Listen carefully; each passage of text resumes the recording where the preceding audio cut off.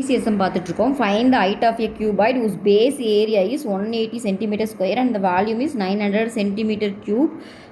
Height கேட்குறாங்க. ஓகேவா? ஒரு கனசதுரத்தின் அடிப்பரப்பு கொடுத்துருக்காங்க. அடிப்பரப்பு உங்கள்கிட்ட கொடுத்துருக்காங்க, கன அளவுகளும் கொடுத்துருக்காங்க. ஓகேவா? உங்களை என்ன கேட்குறாங்கன்னா உயரம். அடிப்பரப்பு பேஸ் ஏரியா அப்படின்னா என்னென்னா லென்த் இன்ட்டு பிரெத்து அதை தான் கொடுத்துருக்காங்க. எவ்வளோ 180ன்னு கொடுத்துருக்காங்க. இன்னொன்று என்ன கொடுத்துருக்காங்கன்னா வேல்யூம், அதாவது கன அளவு பார்த்தீங்கன்னா L into B into H. அது எவ்வளோ கொடுத்துருக்காங்கன்னா 900ன்னு கொடுத்துருக்காங்க. உங்களை என்ன கேட்குறாங்க ஹைட்டு ஹெச் தான் எவ்வளோன்னு கேட்குறாங்க. ஸோ இதை எடுத்து இதில் சப்ஸ்டியூட் பண்ணலாமா? எனக்கு தெரியும் லென்த் இன்ட்டு பிரெத்தோட வேல்யூ வந்து 180. அது இங்கே போட்டோம்னா 180 இன்ட்டு ஹெச்னு ஆகிடுமா? இது 900ன்னு வரும். நம்மளுக்கு தேவை ஹெச் தான். அப்போது 900 டிவைடட் பை 180ன்னு வரும்.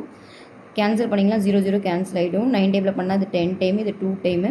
திரும்ப 2 டேபிளில் பண்ணிங்கன்னா 1 டைம், இது 5 டைம். எனக்கு ஹைட் எவ்வளோ கிடச்சிருக்குன்னா 5 சென்டிமீட்டர். ஓகேவா? 5 சென்டிமீட்டர். ஓகே.